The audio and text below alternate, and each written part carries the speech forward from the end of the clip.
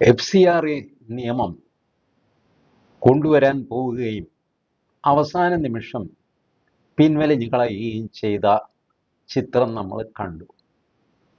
ആദ്യം parliamentary affairs minister Kiran Rijiju പറഞ്ഞു, അല്ലല്ല അത് ഇന്ന് തന്നെ ഞങ്ങൾ പാസ്സാക്കും, ലോക്സഭയിൽ വയ്ക്കും. അപ്പോൾ CBCI ബിഷപ്പുമാരൊക്കെ പറഞ്ഞു, ഞങ്ങളോട് ആലോചിച്ചില്ല. നിങ്ങളോട് ആലോചിക്കേണ്ട കാര്യം എന്താ? അത് ന്യായമായൊരു ചോദ്യമാണ് കേട്ടോ. പാർലമെന്റ് ഒരു നിയമം പാസ്സാക്കുന്നത് നമ്മളുടെ ജനപ്രതിനിധികളെല്ലാം ചർച്ച ചെയ്തുകൊണ്ടാണ്, അല്ലാതെ ഏതെങ്കിലും പ്രത്യേക ഗ്രൂപ്പിനോടൊന്നും ചർച്ച ചെയ്യാറില്ല. പിന്നെ ചില ബില്ലുകൾ സെലക്ട് കമ്മിറ്റിക്ക് വിടുക എന്നൊക്കെ പറഞ്ഞ് ചടങ്ങുണ്ട്. ആ കമ്മിറ്റിയിൽ നമുക്ക് താല്പര്യമുണ്ടെങ്കിൽ നമുക്ക് ഹാജരായിട്ട് നമ്മളുടെ പ്രശ്നം പറയാം, ഇങ്ങനൊരു ബില്ല് പാസ്സായാൽ എനിക്ക് ഇങ്ങനെയൊക്കെ ദോഷം വരും കേട്ടോ എന്നൊക്കെ പറയാം. ജനങ്ങൾക്ക് ഇടപെടാനുള്ള അവസരങ്ങളൊക്കെ ഉണ്ട്. പക്ഷേ ഒരു ബില്ലും കൊണ്ട് സർക്കാർ ആരുടെയെങ്കിലും പിന്നാലെ വരിക എന്ന് പറയുന്ന ഒരു സമ്പ്രദായം നമ്മളുടെ ഭരണഘടനയിൽ വിഭാവനം ചെയ്യപ്പെട്ടിട്ടില്ല. അതുകൊണ്ട് CBCI പറയും ഞങ്ങളോട് ആലോചിച്ചില്ല എന്നൊക്കെ പറയുന്നതിൽ കഥയൊന്നുമില്ല. എന്തുവായിക്കോട്ടെ, സർക്കാർ ഇപ്പോൾ ഒരു ചുവട് പുറകോട്ട് വെച്ചിരിക്കുന്നു. സർക്കാരിൻ്റെ വിസ്ഡത്തെ ഒന്നും ഞാൻ ചോദ്യം ചെയ്യുന്നില്ല. എന്നേക്കാൾ എത്രയോ നിയമ വിശാരദന്മാരൊക്കെയുള്ള സംവിധാനമാണ് സർക്കാർ. അവർക്ക് കാഴ്ചയുണ്ട്, കാഴ്ചപ്പാടുണ്ട്, കാര്യമൊക്കെ ശരിയാണ്. പക്ഷേ ഞാനൊരു 2 കേസുകൾ നിങ്ങളോട് പറയാം. ഈ അടുത്ത കാലത്തുണ്ടായതാണ്. ഒരെണ്ണം നിങ്ങളൊക്കെ കേട്ടിട്ടുള്ള വലിയ കേസാണ്. എന്താ, മതം മാറിക്കഴിഞ്ഞാൽ ഷെഡ്യൂൾഡ് കാസ്റ്റായിട്ട് കൂട്ടാൻ പറ്റില്ല എന്ന് സുപ്രീം കോടതിയുടെ വിധി. എല്ലാവരും കേട്ടതാണല്ലോ. കഴിഞ്ഞ ആഴ്ചയാണ് ആ വിധി ഉണ്ടായത്. കൃത്യമായിട്ട് പറഞ്ഞാൽ മാർച്ച് 24-ാം തീയതിയിലത്തെ വിധിയാണ്. അങ്ങനൊരു വിധി വരാൻ കാര്യമില്ല. വെറുതെ അങ്ങനെ ഇരിക്കുമ്പോൾ സുപ്രീം കോടതിക്ക് തോന്നി, മതം മാറിയ ആളിന് ഹിന്ദുവിലല്ലേ ഷെഡ്യൂൾഡ് കാസ്റ്റും ഷെഡ്യൂൾഡ് ട്രൈബും ഒക്കെ ഉള്ളൂ. അപ്പോൾ ഒരാൾ മതം മാറിയിട്ട് ക്രിസ്ത്യാനിയായി കഴിഞ്ഞാൽ പിന്നെ ഷെഡ്യൂൾഡ് കാസ്റ്റിൻ്റെ ആനുകൂല്യം ആൾക്ക് കൊടുക്കാൻ പറ്റുമോ? അത് പറ്റില്ല. ഇറക്കടാ ഒരു ഓർഡർ. ഇങ്ങനെ പറഞ്ഞ് സുപ്രീം കോടതിക്ക് ഒരു ഓർഡർ ഇറക്കാൻ പറ്റില്ല. അവരുടെ മുമ്പിൽ ഒരു കേസ് വരണം. എന്തായിരുന്നു ആ കേസ്? ആ കേസ് ചിന്തട ആനന്ദ്. എന്തടാ ഇങ്ങനൊരു പേര്? ഏതായാലും ചിന്തട ആനന്ദ് എന്ന് പറഞ്ഞിട്ടാണ്, ആന്ധ്രാക്കാരനാണ്. അപ്പോൾ ഇദ്ദേഹത്തിൻ്റെ പരിപാടി, ഇദ്ദേഹം പാസ്റ്ററാണ്. പുള്ളി സൺഡേ ക്ലാസ്സുകൾ പല രീതിയിൽ പല വീടുകളിലൊക്കെ പോയിട്ട് സൺഡേ ക്ലാസ് എടുക്കും. അപ്പോൾ ഇത് ആരോ തടസ്സപ്പെടുത്തി. ആദ്യത്തെ ദിവസം പുള്ളി അത് പോട്ടെ എന്ന് വെച്ചു. രണ്ടാമത്തെ ദിവസം ഉന്തും തള്ളുമായി പുള്ളിക്ക് അടി കിട്ടി, ചെറിയ പരിക്ക് പറ്റി, 6 പേരുണ്ടായിരുന്നു എന്നൊക്കെ പറഞ്ഞ് ഇദ്ദേഹം വിട്ടില്ല. പോലീസ് സ്റ്റേഷനിൽ കൊണ്ടുപോയി പരാതി കൊടുത്തു. പോലീസുകാരൊരു കേസും എടുത്തു. ഇങ്ങനെ പറഞ്ഞു, ഞാൻ ഷെഡ്യൂൾഡ് കാസ്റ്റാണ്, അതുകൊണ്ട് scheduled caste scheduled tribe atrocities act വെച്ചിട്ട് ഇവന്മാരെ പൂട്ടണം.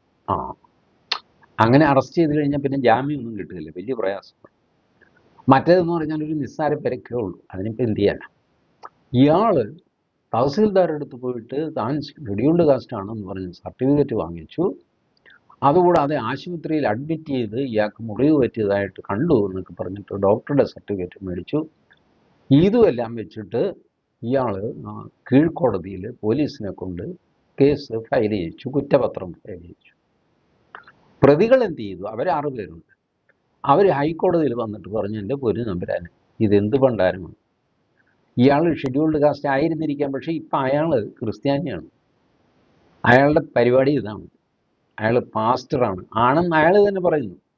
പിന്നെ ഇനിയിപ്പോൾ വേറെ അന്വേഷണമൊന്നും വേണ്ടില്ല. അപ്പോൾ ഇങ്ങനെയുള്ള ഒരാളിനെ ഷെഡ്യൂൾഡ് കാസ്റ്റായിട്ട് കൂട്ടിയിട്ട് ആ നിയമപ്രകാരം ഞങ്ങളെ പൂട്ടി അകത്താക്കാനുള്ള പരിപാടി ശരിയല്ല. അതുകൊണ്ട് ഈ കേസ് റദ്ദാക്കണം. ഞാൻ ചുരുക്കി പറയുകയാണ്. ആന്ധ്രാപ്രദേശ് ഹൈക്കോടതി പറഞ്ഞു, ഇയാൾ ഇവിടുത്തെ ഷെഡ്യൂൾഡ് കാസ്റ്റ്, ഇയാൾ ക്രിസ്ത്യാനിയല്ലേ, താൻ തന്നെ എഴുതിയിട്ടുണ്ട് തനിക്ക് സുവിശേഷ വേലയാണ് തൻ്റെ ജോലിയെന്ന്. താൻ ഞായറാഴ്ചയോ തിങ്കളാഴ്ചയോ ബുധനാഴ്ചയോ ഒക്കെ അവിടെ ഇവിടെയൊക്കെ നടന്നിട്ട് സുവിശേഷം പ്രസംഗിക്കുക, മനുഷ്യനെ ഉപദ്രവിക്കുക, അതിനിടയ്ക്ക് കച്ചറ ഉണ്ടാക്കുക. ഇത് കേട്ടാൽ പിടിക്കാത്ത ആൾക്കാരുണ്ടാകുള്ളൂ. ഈ ഉദ്ദേശം എന്താ? സുവിശേഷ വിലയാണ്, തേങ്ങയാണെന്നൊക്കെ പറഞ്ഞു കഴിഞ്ഞാൽ ഉദ്ദേശം എന്താ? മതപരിവർത്തനമാണ്. അത് ഇഷ്ടപ്പെടാത്ത ആൾക്കാർ കീറി കൊടുക്കും. അപ്പോൾ അതും മേടിച്ച് പോക്കറ്റിലിട്ടുകൊണ്ട് കേസ് എന്നൊക്കെ പറഞ്ഞു ഹൈക്കോടതി കേസ് അങ്ങോട്ട് റദ്ദാക്കി. ഇയാൾ വിട്ടില്ല, കാശല്ലേ കയ്യിലിരിക്കുന്നു, തുട്ട് കയ്യിലുണ്ട്. FCRA ഇപ്പൊ മനസ്സിലാണല്ലോ FCRA എന്തിനാ ബിഷപ്പുമാർ ബഹളം വെച്ചെന്ന് മനസ്സിലാക്കുന്നുണ്ടോ? തുട്ട് സുപ്രീം കോടതിയിൽ വക്കീലിനെ വെച്ച്, സീനിയർ വക്കീലിനെ വെച്ച് സുപ്രീം കോടതി പോയി കേസ് റദ്ദാക്കിയത് ശരിയല്ല, ഞാൻ ഷെഡ്യൂൾഡ് കാസ്റ്റാണ്, അതുകൊണ്ട് scheduled caste schedule tribe atrocities act വെച്ച് ഇവന്മാരെ പൂട്ടണം. സുപ്രീം കോടതി ഇത് വിശദമായിട്ട് പരിശോധിച്ചു. ആരാണ് ഈ കക്ഷി? സുപ്രീം കോടതിയും പറഞ്ഞു, താൻ ക്രിസ്ത്യാനിയാണ്, തനിക്ക് സുവിശേഷ വേലയാണ് തൻ്റെ ജോലി, തൻ്റെ വരുമാനവും അതൊക്കെ തന്നെയാണ്, ഇത് താൻ തന്നെ സമ്മതിക്കുന്നു. പിന്നെ ഷെഡ്യൂൾഡ് കാസ്റ്റിൻ്റെ സ്റ്റാറ്റസ് ക്രിസ്ത്യാനിയായി കഴിഞ്ഞാൽ കിട്ടുകയില്ല. ക്രിസ്ത്യൻ മതം ജാതിയെ അക്സെപ്റ്റ് ചെയ്യുന്നില്ല. ക്രിസ്ത്യാനികൾക്ക് ജാതിയില്ലല്ലോ, ഇല്ലെന്ന് അവർ തന്നെ പറയും.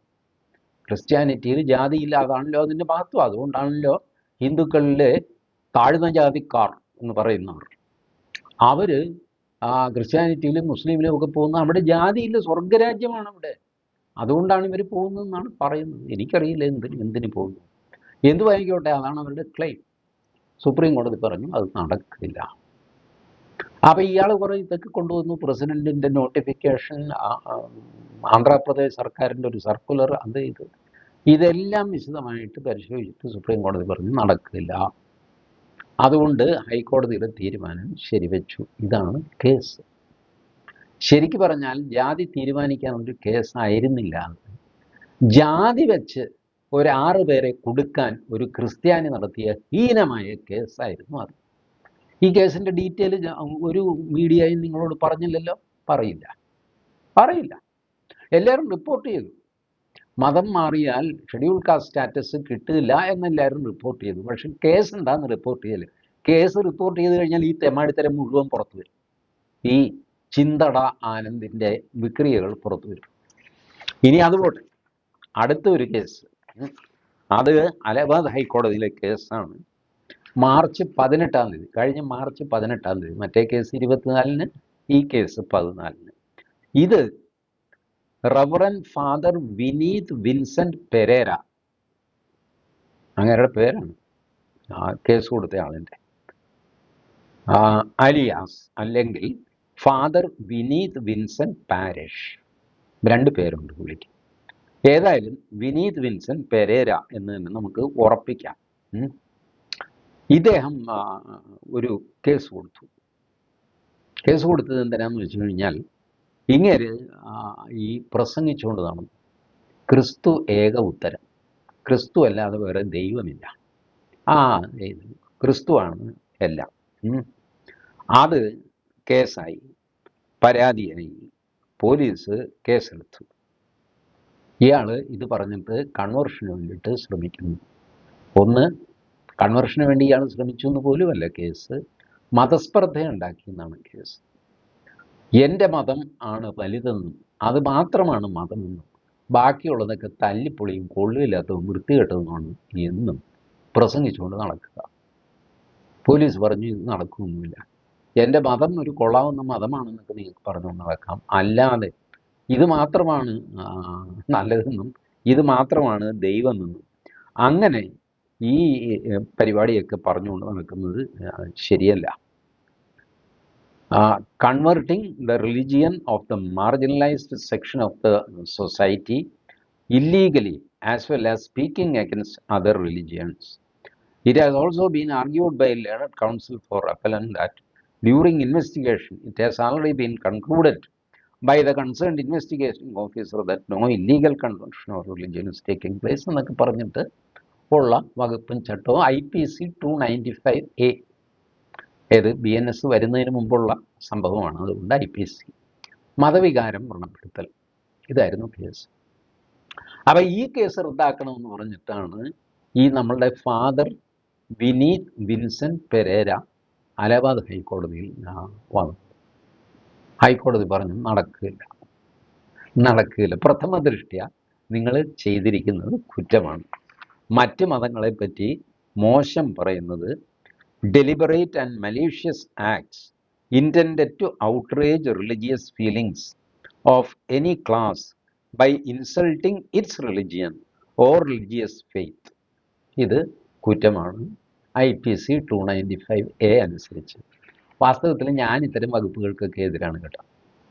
ആരെങ്കിലും ഏതെങ്കിലും മതത്തെ കുറ്റം പറഞ്ഞ് കഴിഞ്ഞാൽ ഉടനെ എൻ്റെ വികാരം വ്രണപ്പെടുകയോ ഒന്നും ഉണ്ടാവാറൊന്നുമില്ല. പക്ഷേ ഇതിപ്പോൾ കുറച്ച് പേർക്ക് ഇത് വേണം എന്ന് പറയുമ്പോൾ എന്നാൽ പിന്നെ എനിക്കും വേണമല്ലോ. ഞാൻ മാത്രമായിട്ട്, ഹിന്ദു മാത്രമായിട്ട് ഒതുങ്ങി കൊടുക്കുന്നതിനാ ഹിന്ദുവിനും വേണം. ഇതാണ് ന്യായം. അല്ലാതെ ബേസിക്കലി ഈ നിയമമൊന്നും നമ്മളുടെ ചിന്താ സ്വാതന്ത്ര്യത്തിന്, സംസാര സ്വാതന്ത്ര്യത്തിനൊക്കെ വിലങ്ങിടുന്നതാണ്. ഒരാൾ മറ്റൊരാളുടെ മതം കൊള്ളില്ല എന്ന് പറഞ്ഞാൽ എന്താ കുഴപ്പം? എന്താ കുഴപ്പം? അങ്ങനെ ഒരു കുഴപ്പം വരാൻ പാടില്ല മനസ്സിൽ. എൻ്റെ മതത്തെ കളിയാക്കി, എൻ്റെ മതത്തെ കൊച്ചാക്കി എന്നൊക്കെ പറഞ്ഞിട്ട്, കൊച്ചാക്കിയെങ്കിൽ ആക്കി അയാളുടെ പാട്ടിന് പോട്ടെ, താൻ എന്തിനാ അയാളുടെ പിന്നാലെ പോകുന്നത്? ഇതാണ് എൻ്റെ ചിന്താഗതി. ഇതിനോട് യോജിക്കുന്നവരുണ്ട്, അല്ലാത്തവരുണ്ട്. ഞാൻ അങ്ങനെ അല്പം ലിബറലായിട്ട് തന്നെ മതങ്ങൾ വിമർശിക്കപ്പെടണം, നിന്ദിക്കപ്പെടണം, ആക്ഷേപിക്കപ്പെടണം എന്നാഗ്രഹിക്കുന്നവനാണ്. മനുഷ്യരെ ആക്ഷേപിക്കുന്ന പോലെ മതങ്ങളെയും ആക്ഷേപിക്കാം, ദൈവങ്ങളെ കളിയാക്കാം, അതിനൊന്നും ഒരു കുഴപ്പമില്ല. ഈ സ്വാതന്ത്ര്യമൊക്കെ ഹിന്ദു സമുദായത്തിലുണ്ട്. മറ്റ് രണ്ട് മതങ്ങൾക്കാണ് ഇതില്ലാത്തത്. ഇപ്പോൾ വന്ന് ഹിന്ദു സമുദായവും മറ്റു മതങ്ങളെപ്പോലെ പെരുമാറാൻ നിർബന്ധിതരായിത്തീരുന്ന ഒരു ഗതികേടിലെത്തി. അതുകൊണ്ടാണ് ഞാനും ഇങ്ങനെ വാദിക്കുന്നത്. എന്ത് വാങ്ങിക്കോട്ടെ, കോടതി പറഞ്ഞു പ്രഥമ ദൃഷ്ട്യാ നിങ്ങൾ ഈ കുറ്റം ചെയ്തിരിക്കുന്നു. ഇയാൾക്കും ഈ ഹൈക്കോടതി പോകാനൊക്കെ കാശ് എവിടുന്ന? FCR. FCRയുടെ കളിയാണ്. FCR ലൈസൻസ് എടുക്കുക, വിദേശത്ത് നിന്ന് പണം കൊണ്ടുവരിക, ഇവിടെ ഒരു 5-6 ഏക്കർ വസ്തു മേടിക്കുക, ഒരു ചെറിയ പള്ളി, അതിനോട് ചേർന്ന് ഒരു പള്ളി മേട, അതിനോട് ചേർന്ന് ഒരു ഓഡിറ്റോറിയം. ആ ഓഡിറ്റോറിയം വാടകയ്ക്ക് കൊടുത്ത് നിങ്ങൾക്ക് ഇഷ്ടം പോലെ കാശുണ്ടാക്കാം. രാഷ്ട്രീയ പാർട്ടികളുടെ യോഗം, ലയൺസ് ക്ലബിൻ്റെ യോഗം, റോട്ടറി ക്ലബിൻ്റെ യോഗം, അവരുടെ യോഗം, ഇവരുടെ യോഗം എന്നൊക്കെ പറഞ്ഞ് ഓഡിറ്റോറിയത്തിന് നല്ല ഡിമാൻഡാണിപ്പോൾ. ഇനി ഒരു കല്യാണ മണ്ഡപമാണ് ഉണ്ടാക്കുന്നതെങ്കിൽ പറയുകയും വേണ്ട, ലക്ഷക്കണക്കിന് രൂപ വന്ന് ചാടിക്കൊണ്ടിരിക്കും. അതിൻ്റെ അവിടെ ഒരു ചായപ്പെടുത്തിട്ട് അവിടെ ഒരു തയ്യൽ ക്ലാസ്സും തുടങ്ങുക, സേവന പ്രവർത്തനം. എന്നിട്ട് 2 വർഷം അമേരിക്കയിൽ നിന്നോ ഇംഗ്ലണ്ടിൽ നിന്നോ ഒക്കെ കാശ് വരുത്തിയിട്ട് 2 വർഷം കഴിയുമ്പോൾ ഈ ലൈസൻസ് പുതുക്കാതിരിക്കുമ്പോൾ ഇത് ഓട്ടോമാറ്റിക്കായിട്ട് റദ്ദായിക്കൊള്ളും. ഈ വസ്തു നിങ്ങളുടെയായി, ബിൽഡിങ് നിങ്ങളുടെയായി, സ്ഥിരമായ വരുമാനമായി. പിന്നെ നിങ്ങൾ തയ്യൽ ക്ലാസ് നിർത്തി സന്തോഷമായിട്ട് കുടുംബാംഗങ്ങളൊക്കെ ആയിട്ട് ജീവിച്ചു പോവുക. ഇതാണ് FCRയുടെ കളി. ഇപ്പം നരേന്ദ്രമോദി ഇതിൽ കയറി ചവിട്ടി FCRയെ കൊണ്ട് സ്വത്ത് സമ്പാദിച്ചിട്ട് പിന്നെ താൻ അതങ്ങ് അനുഭവിക്കാനൊന്നും പറ്റില്ല. FCRA ലൈസൻസ് ക്യാൻസലായിട്ട് റീസണബിൾ ടൈമിൽ ഇത് പുതുക്കിയില്ലെങ്കിൽ ഈ വസ്തു സർക്കാരിലേക്ക് ചെന്ന് ചേരും എന്ന് പറഞ്ഞു.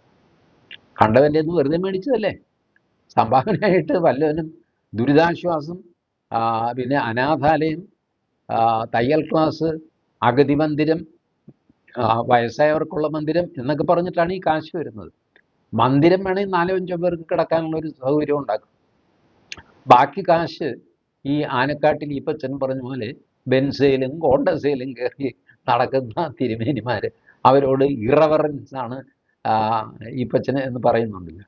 ഇതുപോലത്തെ പരിപാടി നടത്തുന്ന ആൾക്കാരുണ്ട്, ഇതല്ലാതെ ചെയ്യുന്നവരുമുണ്ട്. പക്ഷേ ഒരു നിയമം നടപ്പിലാക്കി കഴിയുമ്പോൾ കൃത്യമായിട്ട് അതിൻ്റെ കണക്കും സംഗതിയൊക്കെ കൊടുക്കണം, കൃത്യസമയത്ത് ലൈസൻസ് പുതുക്കണം എന്നൊക്കെ പറയുന്നതിൽ തെറ്റെന്താണ്? ഇപ്പം അത് തെറ്റാണ്. കേരളത്തിൽ തെരഞ്ഞെടുപ്പായതുകൊണ്ട് അത് തെറ്റാണ്.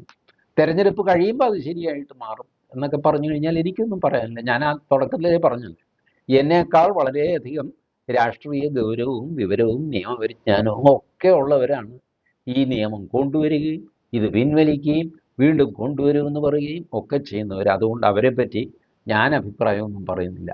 പക്ഷേ ഈ സാധനങ്ങളൊക്കെ നിയന്ത്രിക്കപ്പെടേണ്ടതാണ്. ഇതിനകത്ത് ഈ ക്രൈസ്തവ സഭകൾ ഇങ്ങനെ ചെയ്യുന്നത് മാത്രമല്ല, ഇസ്ലാം ചെയ്യുന്നതില്ല. രാജ്യദ്രോഹ പ്രവൃത്തികൾക്ക് വരെ ഈ ഫണ്ട് ഉപയോഗിക്കുന്നുണ്ട്. അങ്ങനെയല്ലേ, ഇത് ഞാൻ പറഞ്ഞതല്ലപ്പാ. ന്യൂനപക്ഷ മന്ത്രി ഉണ്ടല്ലോ നമ്മുടെ ജോർജ് കുര്യൻ, 22,000 കോടി രൂപയാണ് ഒരു വർഷം ഇന്ത്യയിലേക്ക് വരുന്നത്.